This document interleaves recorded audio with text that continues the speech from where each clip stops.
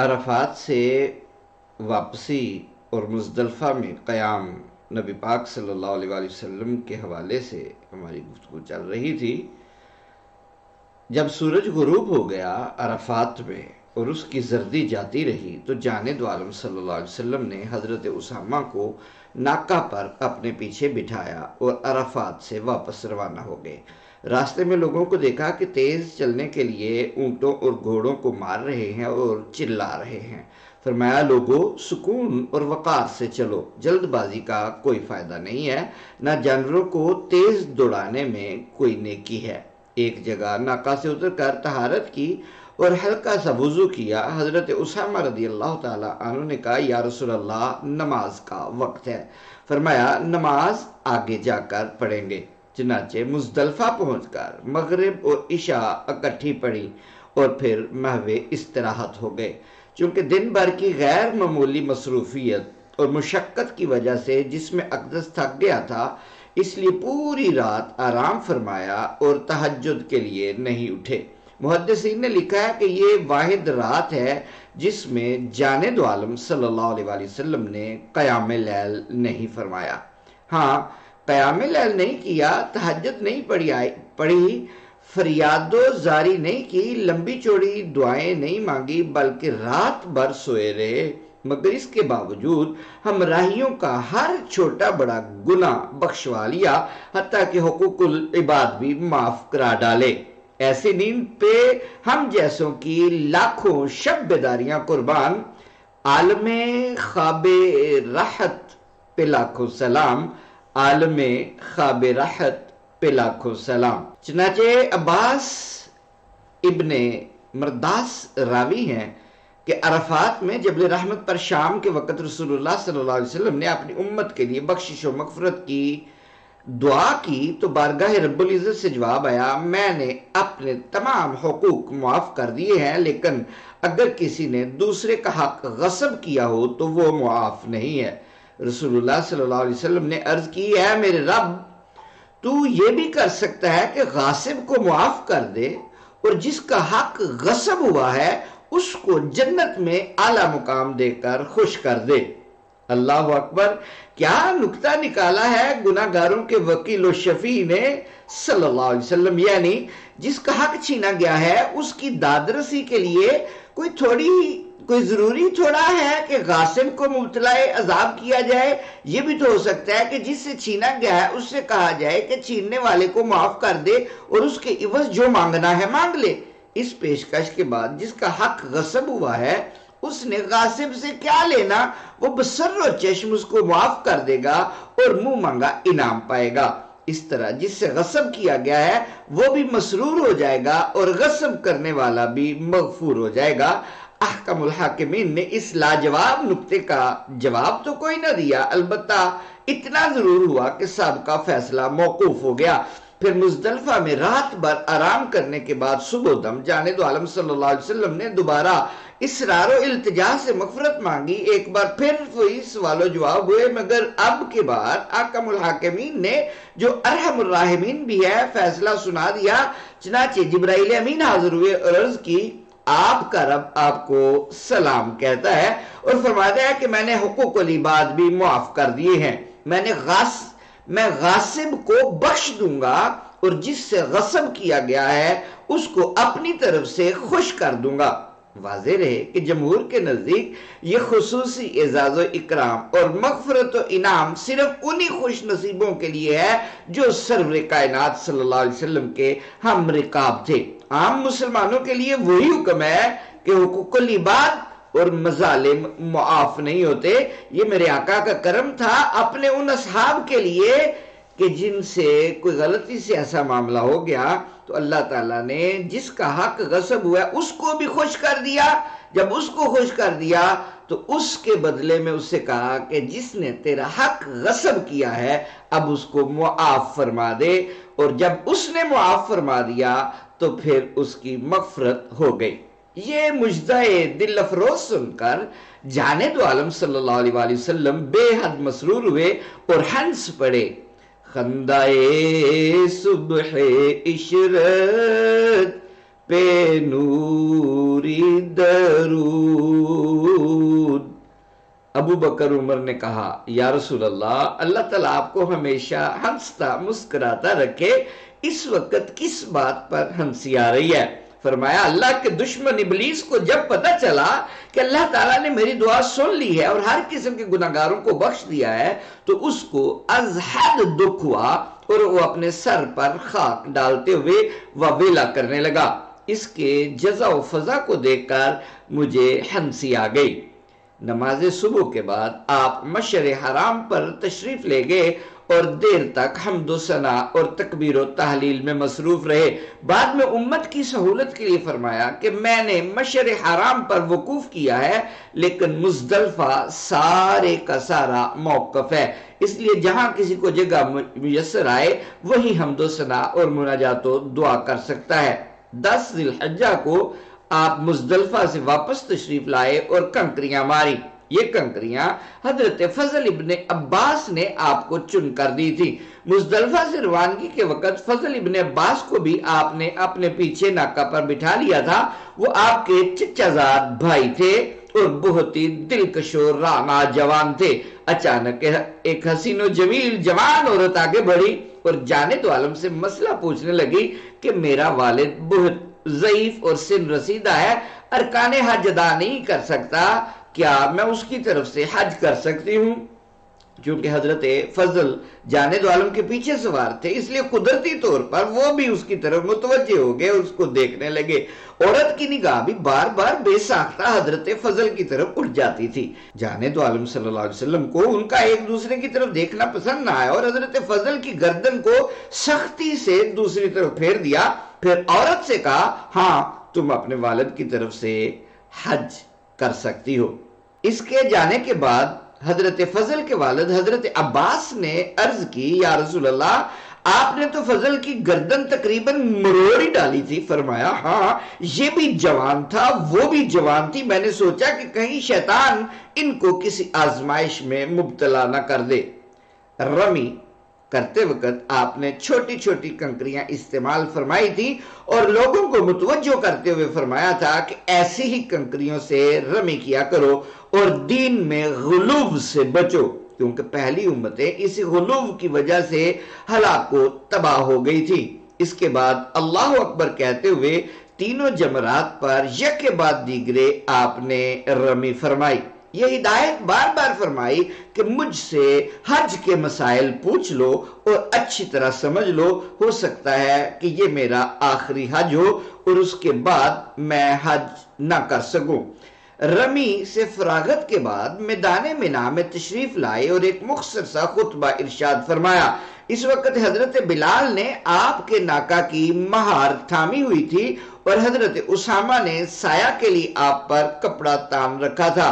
آپ نے فرمایا زمانہ پھر پھرا کر آج پھر اسی مقام پر آ گیا ہے جہاں اس وقت تھا جب اللہ تعالیٰ نے زمین و آسمان کی تخلیق فرمائی تھی۔ سال 12 مہینوں کا ہوتا ہے جن میں سے 4 محترم مہینے ہیں، ان میں سے 3 یکجا ہیں یعنی ذی القعدہ، ذی الحجہ اور محرم، اور ایک جدا ہے یعنی رجب جو جمادی ثانیہ اور شعبان کے بعد آتا ہے۔ اہل عرب قدیم زمانے سے ان 4 مہینوں کو محترم سمجھتے تھے اور ان میں جنگ کو ناجائز سمجھتے تھے، مگر قتال و لڑائی کی رسیا قوم یہ عجیب ہیلا نکال چکی تھی کہ خود ہی ان مہینوں کو آگے پیچھے کر لیتے تھے۔ مثلا رجب کا مہینہ آ گیا اور لڑائی بڑی ضروری سمجھتے، ناگزیر سمجھتے تو فریقین طے کر لیتے تھے کہ اس دفعہ رجب کا مہینہ 20-22 دن بعد شروع ہوگا، اس لیے فی الحال جنگ میں کوئی حرج نہیں۔ اس طرح وہ لوگ اپنی طرف سے وہ مہینوں کو آگے پیچھے کر لیتے تھے اور جنگ بھی کر لیتے تھے۔ بزام خیش ان مہینوں کی حرمت پر بھی آنچ نہیں آنے دیتے تھے، مگر اس طرح رجب شعبان میں چلا جاتا تھا اور شعبان رمضان میں۔ یہ طریقہ کار مدتوں سے رائج تھا اور اس کی وجہ سے مہینے اس قدر ادھر ادھر خلط ملط ہو چکے تھے کہ صحیح مہینوں کا تعین ہی ناممکن ہو کر رہ گیا تھا۔ اللہ تعالیٰ نے ان مہینوں کی حرمت تا ابد برقرار رکھنے کے لیے انتظام فرمایا کہ جس سال جانے دو عالم صلی اللہ علیہ وسلم حج کے لیے تشریف لے گئے اس مرتبہ اتفاق سے مہینے پھر آ کر دوبارہ اپنے اصل مقام پر آگے تھے۔ جانے دو عالم صلی اللہ علیہ وسلم کے اس فرمان کا کہ زمانہ پھر پھرا کر آج پھر اسی مقام پر آ گیا ہے جہاں سے چلا تھا، یہی مطلب تھا۔ تو رسول اللہ صلی اللہ علیہ وآلہ وسلم نے یہ جب ارشاد فرمایا کہ رجب جمادی ثانیہ اور شعبان کے درمیان آتا ہے، پھر صحابہ کرام سے پوچھا آج کون سا دن ہے؟ سب نے کہا اللہ اور اس کے رسول ہی کو بہتر علم ہے۔ آپ دیر تک خاموش رہے، پھر کہا کیا یہ قربانی کا دن نہیں ہے؟ کیوں نہیں یا رسول اللہ، یہ قربانی ہی کا دن ہے، سب نے کہا۔ پھر پوچھا یہ کون سا مہینہ ہے؟ اللہ اور اس کا رسول ہی بہتر جانتے ہیں۔ اللہ، کیا ادب ہے۔ لوگوں نے جواب دیا۔ آپ حسب سابق تھوڑی دیر خاموش رہے اور پھر فرمایا کیا یہ ذوالحجہ نہیں ہے؟ بے شک ذوالحجہ ہی ہے یا رسول اللہ۔ پھر پوچھا یہ کون سا شہر ہے؟ صحابہ کرام رضوان اللہ تعالی علیہم اجمعین کا جواب پھر وہی تھا، اللہ اور اس کا رسول زیادہ علم رکھتے ہیں۔ چند لمحے خاموش رہنے کے بعد فرمایا کیا یہ بلد حرام نہیں ہے؟ جی ہاں بلا شبہ یہ بلد حرام ہی ہے، سب نے جواب دیا۔ جانے دو عالم صلی اللہ علیہ وسلم کے سوال کرنے سے لوگ ہر دفعہ یہی سمجھتے رہے کہ شاید آپ اس دن، اس مہینے اور اس شہر کا کوئی اور نام رکھنا چاہتے ہیں، مگر آپ نے وہی نام برقرار رکھے، اور جب لوگوں کے ذہن پوری طرح آپ کی طرف متوجہ ہو گئے تو جانے اور جب لوگوں کے ذہن پوری طرح آپ کی طرف متوجہ ہو گئے تو جان و مال کے تحفظ کی وہی ہدایت دہرائی جو عرفات میں دے چکے تھے، اور فرمایا تمہارے خون، تمہارے مال اور تمہاری عزت ایک دوسرے کے لیے اتنی ہی محترم ہے جتنے کہ اس مہینے میں اور اس شہر میں قربانی کا یہ دن محترم ہے۔ خبردار میرے بعد گمراہ نہ ہو جانا کہ ایک دوسرے کی گردنیں کاٹنے لگو۔ یاد رکھو کہ ان قریب تم اپنے رب کے سامنے پیش ہوگے اور وہ تم سے تمہارے اعمال کے بارے میں باز پرس کرے گا۔ آگاہ رہو کہ ہر شخص اپنے جرم کا خود ذمہ دار ہے، باپ کے جرم کا بیٹا اور بیٹے کے جرم کا باپ ذمہ دار نہیں۔ اگر کوئی ناک کٹا حبشی غلام بھی تمہارا حکمران بن جائے جو تمہیں اللہ کی کتاب کے مطابق چلائے تو اس کی اطاعت اور فرمانبرداری کرنا۔ آگاہ رہو کہ شیطان اس بات سے تو مایوس ہو چکا ہے کہ قیامت تک اس شہر میں اس کی کبھی پرستش ہو سکے گی، یعنی اس چیز سے مایوس ہو چکا ہے کہ قیامت تک اس شہر میں اس کی کبھی پرستش ہو سکے گی، تاہم چھوٹی چھوٹی باتوں میں تم اس کی اطاعت کرو گے اور وہ اسی پر خوش ہو جائے گا۔ اپنے رب کی عبادت کرو، 5 نمازیں پڑھو، رمضان کے روزے رکھو اور میرے حکم کی پیروی کرو، اس طرح تم اللہ کی جنت میں داخل ہو جاؤ گے۔ پھر مجمع کی طرف اشارہ کر کے فرمایا سنو، کیا میں نے اللہ کا پیغام تم تک پہنچا دیا ہے؟ سب نے کہا بے شک بے شک۔ پھر فرمایا اللہم اشہد، اے اللہ گواہ رہنا۔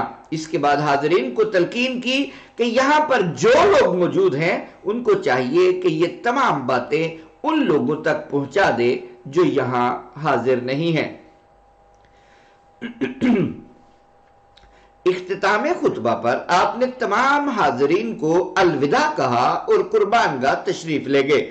وہاں آپ نے 100 اونٹوں کی قربانی کی، جن میں سے 63 اپنے دست مبارک سے ذبح فرمائے اور باقی حضرت علی کے حوالے کر دیے کہ میری طرف سے تم قربانی کر دو۔ سبحان اللہ، آپ اندازہ لگائیں یہاں سارا دن ایک اونٹ ذبح کرنے پہ لوگ لگا دیتے ہیں۔ جب جانے دو عالم صلی اللہ علیہ وسلم اونٹوں کو ذبح کرنے کے لیے آگے بڑھے تو ایک عجیب ایمان افروز نظارہ دیکھنے میں آیا۔ اونٹ جانور سے ہی، بے زبان اور بے شعور سے ہی، مگر اتنی سمجھ انہیں بہرحال تھی کہ جانے دو عالم کو خنجر بدست دیکھ کر جان گئے کہ آج محبوب کے ہاتھوں قتل ہونے کی آرزو پوری ہونے والی ہے۔ بس پھر کیا تھا، اسی وقت اونٹوں کا ایک جتھا بے تابانہ آگے بڑھا اور بکمال خود سپردگی اپنی گردنیں جانے دو عالم کے روبرو رکھ دی۔ اس حیرت انگیز منظر کو دیکھنے والے بتاتے ہیں کہ ان میں سے ہر اونٹ اپنی گردن جانے دو عالم کے قریب تر کرنے کی کوشش کر رہا تھا تاکہ محبوب کا پہلا بار میری گردن پر ہو اور یہ سعادت سب سے پہلے مجھے حاصل ہو سکتا ہے امیر خسرو کے ذہن میں یہی واقعہ رہا ہو جب انہوں نے یہ انوکھا اور البیلا تخیل پیش کیا تھا: ہما آہوان صحرا سرے خود نہادہ برکف، با امید آنکھ روزے بشکار خواہی آمد۔ صحرا کے سارے ہرنوں نے اپنے سر ہتھیلیوں پر رکھ لیے ہیں اس امید پر کہ شاید تم کسی روز شکار کے لیے آ نکلو۔ قربانی سے فارغ ہو کر آپ نے سر انور سے بال اتروائے۔ بال اتارنے کی سعادت حضرت معمر ابن عبداللہ کو حاصل ہوئی۔ وہ بیان کرتے ہیں کہ مجھے رسول اللہ صلی اللہ علیہ وسلم نے بلایا اور سر مونڈنے کا حکم دیا۔ جب میں اس طرح لے کر حاضر خدمت ہوا تو آپ نے میرے چہرے کی طرف دیکھا اور خوش طبی کے انداز میں فرمایا: معمر، اللہ کے رسول نے اپنا سر کان کی لو تک تیرے اختیار میں دے دیا ہے جبکہ تیرے ہاتھ میں اس طرح پکڑا ہوا ہے۔ میں نے عرض کی: بلا شبہ یہ اللہ تعالیٰ کا مجھ پر بڑا احسان و انعام ہے۔ آپ نے فرمایا: درست کہتے ہو۔ جانے دو عالم صلی اللہ علیہ وسلم نے پہلے سر مبارک کی دائیں طرف سے بال اتروائے، پھر بائیں طرف سے، اور حضرت ابو طلحہ انصاری کو دے کر ارشاد فرمایا کہ انہیں لوگوں میں تقسیم کر دو۔ اللہ اکبر! جو صحابہ کرام آپ کے جسم اطہر سے مس ہونے والا پانی نیچے نہیں گرنے دیتے تھے، ان میں سے ہر ایک کو جب جانے دو عالم کی معطر معمر زلفوں کا ایک آدھ منہ مبارک ملا ہوگا تو ان کی فرت مسرت کا کیا عالم ہوگا۔ حلق کے بعد آپ نے ناخن کٹوائے اور خوشبو لگائی، پھر دعا فرمائی: اے اللہ، سر منڈانے والوں کو بخش دے۔ صحابہ کرام نے عرض کیا: یا رسول اللہ، بال چھوٹے کرانے والوں کو بھی؟ آپ نے پھر وہی دعا فرمائی: اے اللہ، سر منڈانے والوں کو بخش دے۔ صحابہ نے پھر التجا کی: یا رسول اللہ، جنہوں نے بال چھوٹے کروائے ہیں، ترشوائے ہیں، ان کو بھی؟ آپ نے تیسری بار پھر وہی دعا فرمائی: اے اللہ، حلق کرانے والوں کو بخش دے۔ صحابہ کرام نے بھی تیسری مرتبہ التماس کیا: یا رسول اللہ، قصر کرانے والوں کو بھی؟ تب جانے دو عالم نے ان کی التجاؤں کو شرف قبولیت سے نوازا اور فرمایا: اے اللہ، قصر کرنے والوں کو بھی بخش دے۔ یعنی جو بال چھوٹے کرواتے ہیں، قصر کرنا۔ اسی حدیث کے پیش نظر علماء نے حج کرنے والوں کے لیے حلق کو افضل قرار دیا ہے، کیونکہ قصر کرانے والوں کے لیے آپ نے صرف ایک مرتبہ دعائے مغفرت فرمائی، اور وہ بھی صحابہ کرام کے اصرار کے بعد، جبکہ حلق کرانے والوں کے لیے بغیر کسی مطالبے کے آپ نے 3 دفعہ دعا فرمائی۔ علاوہ ازیں آپ نے خود بھی حلق کرایا تھا۔ ان حقائق سے واضح ہے کہ اس موقع پر حلق افضل ہے۔ اس دن بے شمار لوگوں نے آپ سے حج کے مسائل پوچھے۔ زیادہ تر سوالات تقدیم و تاخیر کے بارے میں تھے۔ کوئی کہتا: یا رسول اللہ، میں حلق سے پہلے قربانی کر چکا ہوں۔ کوئی عرض کرتا: یا رسول اللہ، میں قربانی سے پہلے کنکریاں مار بیٹھا ہوں۔ مگر اس دن مختار کونین آقا کا دریائے کرم جوش پر تھا، اس لیے نہ کسی کو فدیہ دینے کا حکم دیا، نہ دم دینے کا، بلکہ ہر ایک کو یہ فرماتے رہے: افعل ولا حرج، جو کام رہ گیا ہے اسے اب کر لے، تجھ پر کوئی مواخذہ نہیں ہے۔